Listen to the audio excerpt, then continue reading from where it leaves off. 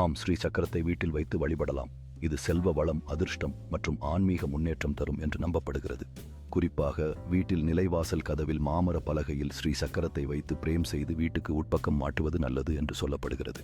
இந்த வழிபாடு செல்வத்தை, அதிர்ஷ்டத்தை மற்றும் ஆன்மீக முன்னேற்றத்தை பெற உதவுகிறது.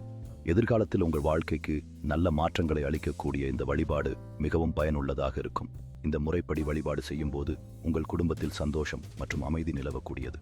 இவ்வாறு வழிபடும் போது உங்கள் வீட்டு சூழல் மேலும் வளமாகவும் செல்வமிக்கதாகவும் அமைய வாய்ப்பு உள்ளது. இந்த முறையில் வழிபாடு செய்வது உங்கள் உள்ளுணர்வுகளை மற்றும் ஆசைகளை நன்காக மாறும் ஒரு வாய்ப்பு. உங்கள் வாழ்வில் உள்ள அனைத்து நல்ல விஷயங்களுக்கு நன்றி கூறுவதன் மூலம் நீங்கள் மேலும் வளங்களை பெறுவீர்கள்.